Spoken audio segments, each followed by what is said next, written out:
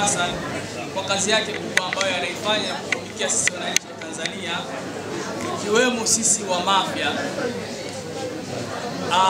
Nimekuja kama mgeni rasmi, lakini kumwakilisha Mheshimiwa DC ambaye alikuwa amealikwa kama mgeni rasmi. Hivyo basi, moja na hili kwamba nimepokea hii risala ambayo imekuwa imesomwa kwake yeye na nitaifikisha, lakini yapo katika majukumu ambayo yametajwa katika risala hii moja kwa moja nahitajika niende nikayatekeleze na nikayasimamia mimi mwenyewe kama mkurugenzi mtendaji. Kwa hiyo kabla yeye hajakuja kunikabidhi, kwa sababu mimi nitamkabidhi risala kama alivyonituma nije nimwakilishe, lakini kabla hajanituma yeye kuja kuyafanyia kazi haya, basi mimi mwenyewe tayari nitaanza kuyafanyia kazi ili kuhakikisha tunajenga ustawi uliokuwa bora zaidi kwa watumishi wote wa afya na kwa watumishi wengine katika wilaya yetu ya Mafia. Hafla hii ya siku ya wauguzi na kuwakaribisha wageni rasmi watumishi wapya katika wilaya yetu ya Mafia sio ngeni kufanyika katika wilaya yetu. Ni zoezi ambalo linafanyika kila mwaka na umekuwa ni utaratibu kama utamaduni wetu watumishi wa idara ya afya.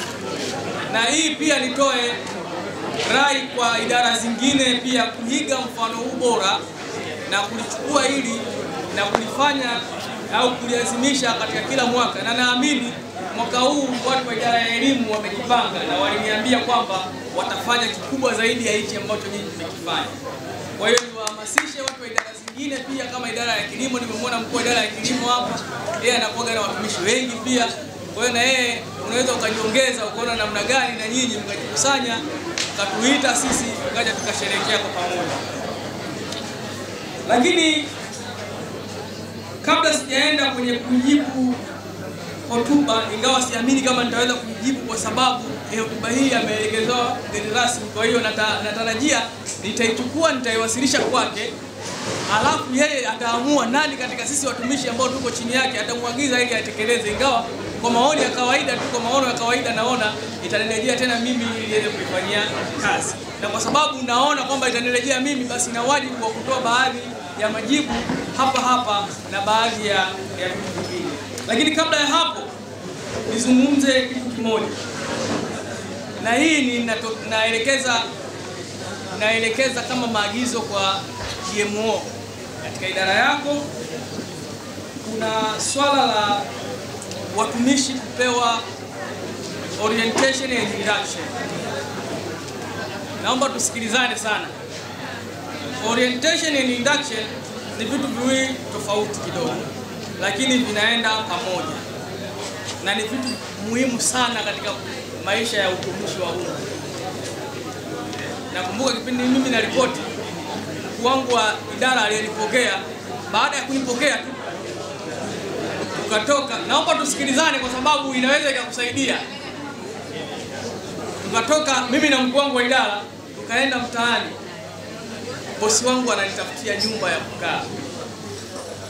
Tulizunguka almost zaidi ya masaa 6 anatafuta nyumba. Na yeye alikuwa akiona sema hii haikufai.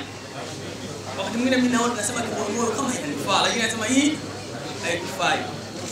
Kuanzia pale alitengenezea mazingira ya kupenda ile kazi. Kile kitu alichokifanya ni nje ya kazi.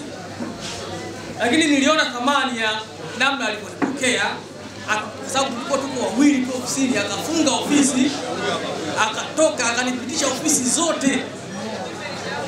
Alafu tukatoka baada ya hapo, baada ya kumaliza ofisi zote kwenye jengo lile, tukatoka kwenda mtaani kutafuta nyumba. Mpaka nikapata nyumba ndio tukarudi ofisini. Kwa hiyo ni vitu ambavyo tunaviita kama ni orientation. Orientation ni kuweza kuyajua mazingira yako. Mazingira ya yale uliyofikia. Mtumishi anaweza hata asijue sehemu ya kwenda kujisaidia. Yaani kwa sababu sio lazima niulize, wakati mwingine naweza nikapambana tu mwenyewe. Lakini wewe unatakiwa ujue mimi ni mgeni. Ni vitu gani ambavyo katika maisha yangu ya kawaida nitahitaji kutumia nikiwa kazini au nikiwa nje ya kazi. Nikiwa najisikia kwenda kula chakula nitaenda wapi? Nikihitaji kufanya manunuzi niende wapi? Wapi naweza nikapata huduma za bei rahisi na nzuri kwenye huko? Yaani nifanyiwe orientation ndani ya kazi na nje ya kazi. Lakini kuna kitu kinachoitwa induction. Induction sasa tunakugea ujuzi. Yaani umesoma, umemaliza, unakuja unafanya kazi. Lakini kuna life ya kazi. Inawezekana ukawa na degree lakini mtu mwenye certificate ambayo yuko kazini kwa miaka 5 au miaka 10, kwa experience yake tu wewe unaweza usimfikie. Ingawa ukishapewa ile induction hiyo baada ya miezi 3 au miezi 6, wewe unaweza ukawa uko zaidi ya yeye. Lakini kabla hujapewa mazingira ya kazi na namna kazi zinazofanyika, inawezekana akakuzidi sana. Na hilo ndio linalotufanya baadhi hata sisi ambao tumeteuliwa, kwa kuna kipindi unafundishwa kazi na secretary, kuna kipindi unafundishwa kazi na mtu wa record. Ndio anayekwambia kwamba faili hili, barua hii inatakiwa ingie kwenye faili hili. Ile faili ukilipekua nyuma ndio unaweza ukajua kumbe watu zamani walikuwa wanafanya hivi. Kumbe hiki kilikuwa hivi, kinatakiwa kifanyike hivi. Kwa hiyo hata akiwa ni mdogo, hata akiwa mwenye elimu ndogo, amekupokea ukiwa pale, lazima ujifunze kutoka kwake na utajifunza vitu vingi, na usiamini kwamba kwa sababu wewe una elimu kubwa zaidi ya yule au kwa sababu unajua vingi kuliko ya huyo mtu umekuta, basi ukaanza kudharau, na ukifanya hivyo basi unaweza ukachelewa kufika baadhi ya vitu. Lakini hii ujumbe na upeleka kwa wale wenyeji. Yaani wewe ndio unatakiwa uwe wa kwanza kumpokea na kumwelekeza taratibu bora za kufanya kazi na mambo mengine. Lakini sambamba na hili la orientation na induction, kitu kikubwa sana katika utumishi wa umma ni masuala ya Public Service Act, Public Service Regulations, Public Service Standing Orders, kuna best practice, kuna Public Service Code of Conduct, lakini vile vile kuna Employment and Labor Relations Act. Hii ni general, inatumika sana kwa private sector, lakini ina vitu ambavyo vinageneralize watumishi kwa ujumla wake. Hivi vitu kama utovijua vinaweza vikakuletea matatizo sana tu. Na hapa naweza nikatoa mfano. Mtumishi X aliomba ruhusa. Tusikilizane watumishi wapya, hata wale ambao sio wapya, naamini kuna baadhi yao hawajui. Jamani, kelele imekuwa nyingi sana. Ameomba ruhusa ya kwenda kumuuguza mama yake, yuko Mwanza, anaenda Pemba. Ameomba siku 7. Mkuu wa idara akapunguza, akatoa siku 2, zikabaki siku ngapi? 5. Huyo watu wa idara, immediate supervisor tunasema ndio mkuu wa idara. Afisa utumishi naye akajiongeza, akapunguza, zikabaki 3. Akapunguza 2. Zibaki siku 3. Kwa akili haraka haraka mtu hawezi kutoka Mwanza akaenda mpaka Pemba. Sisi tunaojua jiografia. Yaani Mwanza alafu kwenda Pemba. Siku 3 alafu unaenda kumuuguza mama. Unaelewana vizuri eh? Sasa ili ndio umeshapewa hiyo siku 3. Sasa unafanyaje? Unaenda au uende? Ukienda zinaisha, si ndio? Sasa nazungumza hili kwa sababu kuna mtumishi alikuwa ameshtakiwa kwa utoro wa zaidi ya siku 5 pasi na ruhusa ya mwajiri na sababu ya msingi, na kwa tuhuma hiyo ana qualify kufukuzwa kazi. Yaani watumishi wapya mnatakiwa mjue, ukiwa haupo kazini zaidi ya siku 5 bila ya ruhusa ya mwajiri na huna sababu ya msingi, hizo siku 5 zinatosha wewe kufukuzwa kazi. Ndio kanuni, ndio sheria.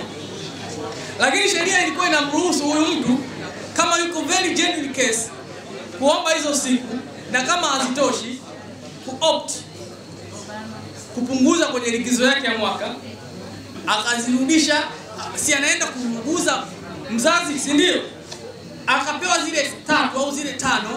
Kwa zile 3 zenyewe tunazidisqualify kwa sababu hazitoshi, lakini still angeweza kuziongeza kwa kutumia njia nyingine. Sasa anakosa haki yake ya msingi ya kumhudumia mzazi, na aingie kilini kwamba mimi nimezaliwa na mzazi, nimesomeshwa, nimehudumiwa, nimepata ajira, leo natafuta kipato, mzazi anaumwa, nashindwa kumhudumia kwa sababu ya kazi ambayo yeye ndio mtu wa kwanza kuitafuta. Regulation inaruhusu sasa, lakini pasi na kuzijua utaanza kugombana na watu, utaanza kusema mimi lazima niende, na utalazimisha. Mwisho wa siku inaweza nikakupata jambo kubwa ambalo kimsingi ungezijua vizuri kanuni na ungepata utaratibu, huenda lisingetokea. Tukizielewa, tukizizingatia, kila mmoja ataishi vizuri katika maisha yake ya utumishi. Nimeona niliseme hilo kwa sababu unapoenda kuzisimamia hizi, zinaenda kupingana na interest za watumishi, hususan pale ambapo anapokuwa amekamatika kwa mujibu wa kanuni.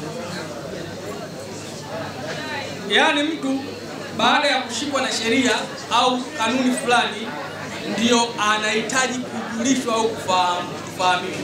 Kwa hiyo kipindi tunawafanyia mentorship, kipindi tunawafanyia induction, basi tuhakikisha hivi vitu wanavijua, ili mtu akifanya basi ajue kile anafanya na implication yake ni nini.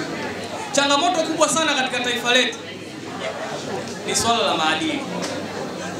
Imezungumzwa hapa katika risala kwamba watumishi wanazingatia masuala ya maadili ya kazi zao, lakini swala la maadili ni swala pana.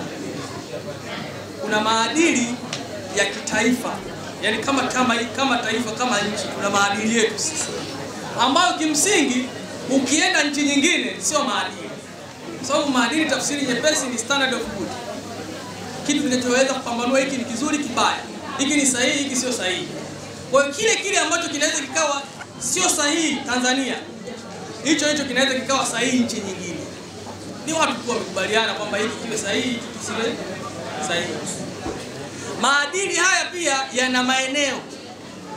Yaani kuna geographical locations. Yaani kuna baadhi ya mambo ukiyafanya ukiwa Dar es Salaam unaweza kuonekana no problem katika jamii ile, wewe una maadili. Lakini mambo kama yale ukiyafanya eneo lingine unaweza ukatafsirika hauna maadili. Kwa hiyo tuweze kujiweka vizuri, kuangalia maadili ya kijamii na tuweze kuona namna ya kujiposition. Hii haina maana ukifanya unaonekana wewe huna maadili. Sisi tutakutafsiri hivyo. Ila jamii itakutafsiri hivyo na itaona namna ya kuishi na wewe. Na ukishindwa kuishi vizuri na jamii, inawezekana ukashindwa kufanya kazi zako. Ingawa hicho unachokifanya sio kinyume na maadili katika maeneo mengine. Kwa hiyo hilo ni jambo la kwanza. Lakini kwenye swala la maadili, kuna maadili ya kazi zetu, kuna maadili ya utumishi kwa ujumla.